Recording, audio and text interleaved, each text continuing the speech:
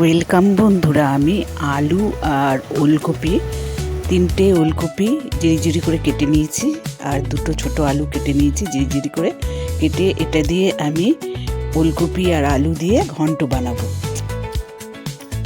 এখানে আমি কড়াই গরম করে সর্ষের তেল দিয়েছি, দিয়ে ওখানে তেজপাতা, শুকনো লঙ্কা আর গোটা জিরে ফোড়নে দিয়েছি।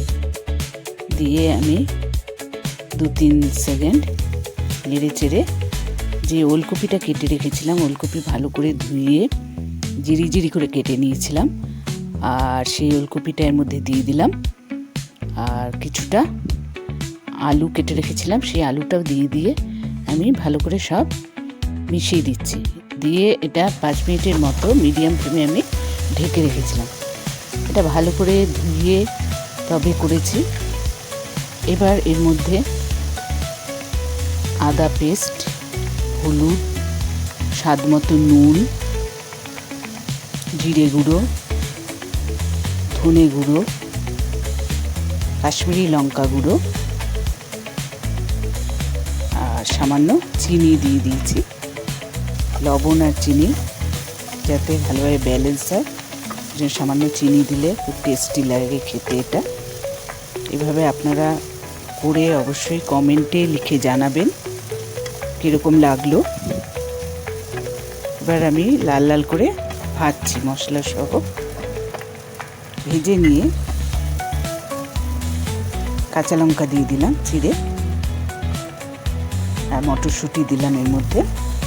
দিয়ে আবার আমি ভালো করে কষিয়ে রান্না করছি। আমরা ওলকপি নানান রকম খেয়েছি, ডুমো করে কেটেও খেয়েছি। এটা একটু ঘন্টর মতো তৈরি করছি আমি।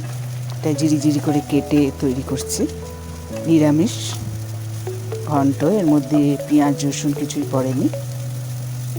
এভাবে অবশ্যই তৈরি করে আপনারা সাবস্ক্রাইব করবেন। সাবস্ক্রাইব করলে নানান রকম নতুন রেসিপি, ভ্যারাইটিস রেসিপি দেখতে পারবেন।